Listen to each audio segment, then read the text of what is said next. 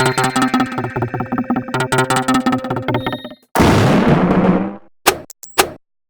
Mañana Nomás, folks. This is Kurt, your host of Mañana Nomás and everything that is Mañana Nomás.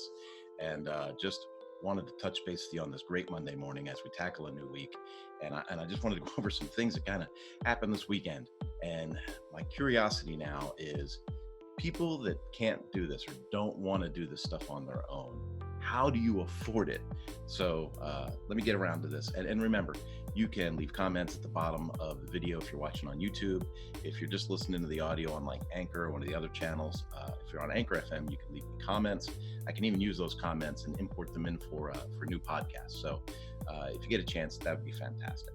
But here are my questions. So today, I have to look back on the last 3 days and go, okay, these are the things that I had done. And I'm wondering how other people deal with this stuff, because I know most people aren't mechanically inclined, at least in this way. So we got a 2015 Volkswagen GTI. Took it down for an oil change and a tire rotation, but I knew that it needed a wheel bearing. Sadly, the Volkswagen wheel bearings have been going out what I feel is prematurely. I've already done one on the driver's side and I had to do one on the passenger side.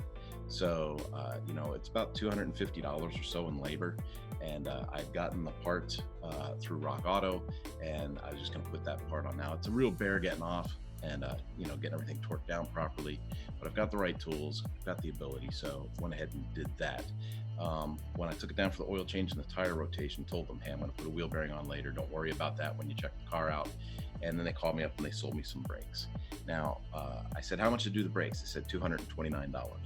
And I thought, well, I could buy the brake pads myself and put them on, but I don't have the tools, the machinery to resurface the rotors, and I don't feel like going back and forth. How much is my time really worth? That kind of thing. I said, well, for $229, go ahead and do the brakes. So I had them do the brakes. I did the wheel bearing after I got the car home. Now, the check engine light's been on the Dodge. We got a 2008 Dodge with a Hemi, and I was able to use my scanner, find out that it was once again an EGR code. EGR valves on these trucks apparently go out fairly frequently. I did one about a year and a half ago on it, so I'm very familiar with getting the part on and off. I thought I could clean it, so I took the EGR valve off, cleaned it really well, put it back on, cleared the code, drove the truck for a while, and the light stayed off for a while, but then the light came back on. I rescanned, still have that EGR code, so I ordered another EGR valve, and that'll be here this week, so I can go ahead and put that on. So got that done. Then I took the truck down for an oil change and a tire rotation. And I hate dealing with fluids and the hazardous waste of fluids. And the truck was due for a transmission flush, so I had the transmission flushed at the Valvoline store because they do a great job. Some people would think, don't go to Jiffy Lube or Valvoline. But as a professional that trains technicians, when you see the processes at the Valvoline store, you're like, you know what, I could take my truck there, I could take my car there, because at least I know what's going on. And if something goes wrong, there's 2 or 3 people there, right there, viewing and rechecking and kind of like recertifying the work that's getting done. So if something does go wrong, you're going to know about it right away and you get things handled. So got that done.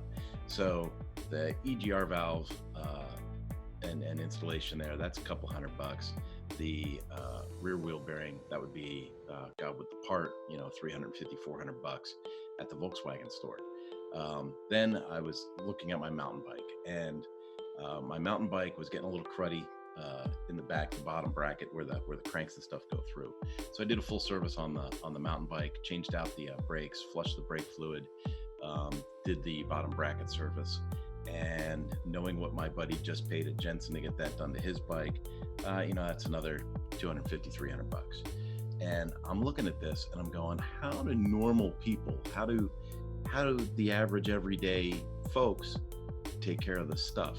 So I really did. I got curious about that. I mean, if I had to lay out an extra $600 or $700 this weekend to get stuff maintained, man, I'd be beside myself, And if you follow my social media, I love to cook, right?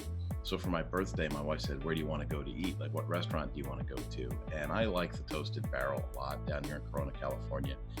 Great menu, great service, and great prices to show for it. And I thought, well, do I want to take the family out to dinner for my own birthday and spend $250, $300? Or do I want to go down to the meat counter at the store buy a big chunk of meat, throw it on the smoker, and grill up some vegetables, and just have a kick butt dinner here at home. And man, I love to cook, and then so we do that. So in that instance, I save another $250 on a meal, to feed my family. So I'm looking at these things, and I'm saying, okay, am I that frugal? Am I that cheap? Or better yet, how do other people afford this stuff? So when I take a look at that, I go, man, that's a lot of money to spend. Anyway, that was my question for the day. And it's really there's no lesson in that, right? There's no lesson. If you have a different way of getting things done, or how you pay for things, or how you budget that all out, maybe you don't do both cars in one weekend. Maybe you're like, I can only do one car this month and another car the next month. But pop me some comments down at the bottom on YouTube, or jump into the comments on Anchor. You can even leave me a message, like I said. It'd be great to hear from you.